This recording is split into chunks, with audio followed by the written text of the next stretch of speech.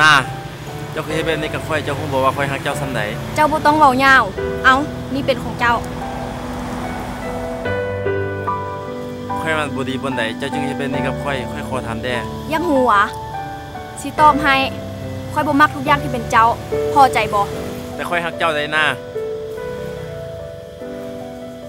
เอาทุกอย่างที่เป็นของเจ้ากลับคืนไปพร้อมกับจดหมายเนาๆนี่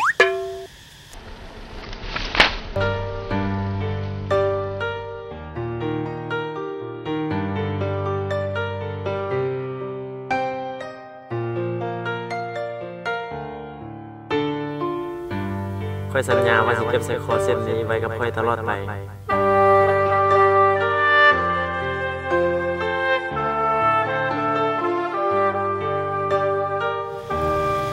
เจ้าหมดฮักข่อยแล้วอีหลีฉะนั้นสายคอนี้มันควรอยู่กับเจ้าและเงิน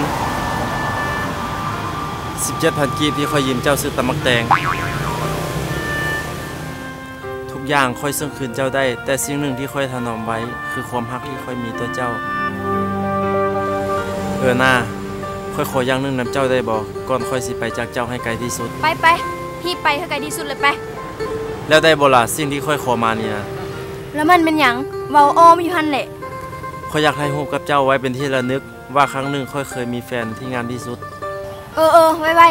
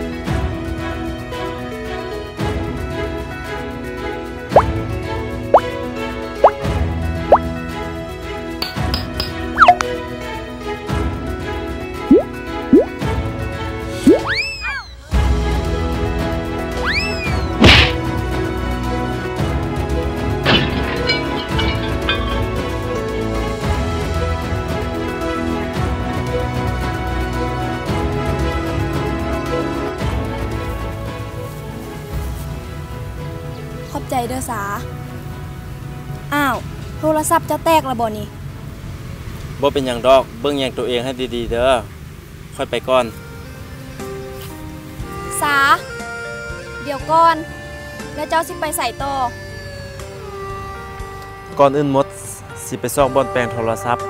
เปิดเครื่องแล้วสิโหลดเอารูปนั้นออกบ่ฮู้หมดสิทันถ่ายให้บ่เนาะ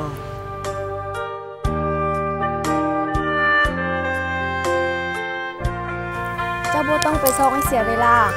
ที่สำคัญรูปนั้นเจ้าบ่เอาก็ได้แล้วคือว่าจังซั้นที่สำคัญอยากไปแปลงโทรศัพท์กันย้อนอยากได้รูปที่ถ่ายนำเจ้านี่แหละ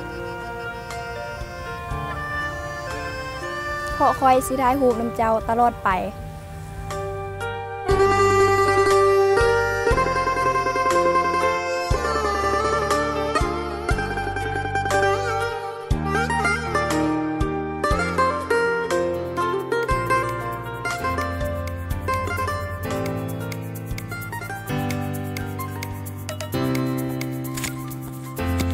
ความหวังของภายในคนต้องบิ๊กเทเลคอมเท่านั้น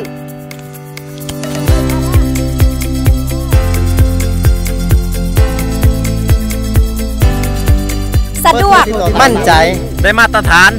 ต้องบิ๊กเทเลคอมเท่านั้นนี่เลยเบอร์โทรติดต่อนี้สถานที่